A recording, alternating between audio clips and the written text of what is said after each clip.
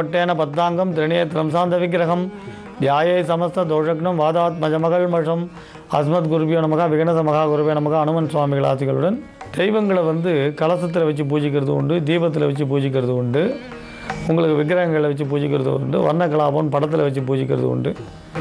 இப்போ சொல்ல போகிற மந்திரம் தீபஜோதியாக பகவதி தேவியை பூஜிக்கக்கூடிய மந்திரம். யோக சித்தியை தரும். குண்டலி யோகம் பண்ணக்கூடியவர்களுக்கு யோக சித்தி, குடும்பத்தில் இருக்கக்கூடியவர்களுக்கு காரிய சித்தி, நினைத்த காரியங்கள் சாதிக்கக்கூடிய அற்புதமான ஆற்றல் கொடுக்கும். ஜேதஸ் வரும். பொதுவாக 3 எண்ணெய் அப்படின்னு சொல்லுவோம். நல்லெண்ணெய், தேங்காய் எண்ணெய், உங்களுக்கு இழுப்பை அல்லது வேப்ப எண்ணெய், இந்த 3 எண்ணெய்களை ஒன்று சேர்த்து உங்களுக்கு தாமரை நூல் போட்டு கிழக்கு முகமார்ந்து கிழக்கு வடக்கு தீபம் ஏற்றி இந்த ஜபத்தை வந்து ஜபிக்கலாம். இது வந்து ரொம்ப அபூர்வமான மந்திரம். இந்த பிரயோகமும் அபூர்வமான பிரயோகம். இதனோட மகத்துவத்தை சொல்லணும்னா, சாதாரணமாக அந்த விளக்கு அமாவாசையில் ஏற்றி வச்சுட்டோ இரவு நேரத்தில் வேப்பிலையில் சரக்கொன்ற பிசின் மையாக்கி அதை வேப்பிலையை உருவி போட்டால் தேலாக தெரியும், பாம்பாக தெரியும்னு சொல்லுவான். அப்படி ஒரு அற்புதமான ஒரு சக்தியை தரக்கூடிய மந்திரம்னு சொல்லுவான். ஆனால் நம்ம குடும்பத்தில் இருக்கக்கூடியவர்களுக்கு, இல்லறத்தில் இருக்கக்கூடியவர்களுக்கு குடும்ப ஒற்றுமையும் வசீகரமான சக்தியும் செய்வினை விலகிறதுக்கும் நல்லது. இந்த முக்கூட்டு எண்ணெயை ஏற்றி இந்த ஜபத்தை செய்தால் வீட்டுக்குள்ளே செய்வினையோ ஏவலோ இருந்தால் விலகிடும். மனதில் வந்து பரமசாந்தி வரும். இந்த ஜபத்தை முதல்ல ஆரம்பிக்கிறதுன்னு சொன்னால் பௌர்ணமி காலங்களில் இல்லை வெள்ளிக்கிழமையில் ஆரம்பிக்கலாம். இந்த தீபஜோதியோட மகத்துவம் எப்படி பிரகாசமாக அறியறதோ அந்த மாதிரி வீடு வந்து பிரகாசமாக இருக்கும். குடும்பத்தில் வந்து சோகமே இருக்காது. சில குடும்பங்களில் பார்த்திங்கன்னா அடுத்தடுத்து சோகமான நிகழ்ச்சி நடக்கும்.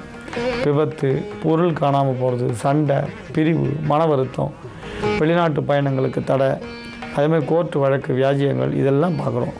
நிறைய பேர் கிரெடிட் கார்டு வாங்கிட்டு அவஸ்தைப்படுறா, கடன் வாங்கிட்டு அவஸ்தைப்படுறா, சீட்டு பணம் கட்ட முடியாமல் அவஸ்தைப்படுறான். இப்படி பலவிதமான உபாதைகளை பண்ணால் சில பேர் சொந்த தொழில் ஆரம்பித்து கஷ்டப்படுறான். சில பேர் பணம் இருந்து நிம்மதி இல்லாமல் இருக்கான். இது எல்லாத்துக்கும் இந்த மகாமந்திர பிரயோகம் நல்ல பலன் தரும். இதை வந்து குத்துவிளக்கில் ஏற்றி வச்சு ஜபிக்கலாம்.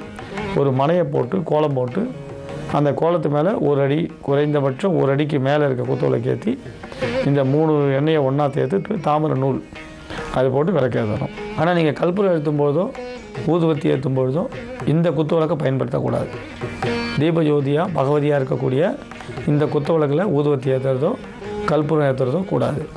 அதுவுமே வெறும் தரையில் இந்த குத்துவிளக்கை வைக்கக்கூடாது. இது வந்து லக்ஷ்மி அம்சம், பகவதி அம்சம்.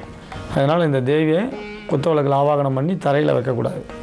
பிள்ளையாரை வழிபாடு பண்ணிவிட்டு அதுக்கப்புறம் இந்த தீபஜோதியை வழிபாடு பண்ணணும். பிள்ளையாருக்கு வெத்தலை பாக்கு பழம் சமர்ப்பித்து தேங்காய் உடைச்சி ஆரம்பிக்கலாம். 30 நாள் கட்டாயம் ஜபிக்கலாம் அல்லது 45 நாட்கள். 32 ஊர் ரொம்ப விசேஷம். இதை வந்து தொடர்ந்து ஜபிக்கலாம். இனிப்பு நைவேத்தியம் பண்ணலாம், வெத்தலை பாக்கு பழம் படைக்கலாம். இந்த மந்திரம் இப்போ தொலைக்காட்சியில் வரப்போகிறது, எழுதிக்கங்க. ஓம் ஹ்ரீம் ஓம் நமோ பகவதி தீபஜோதி சாந்தி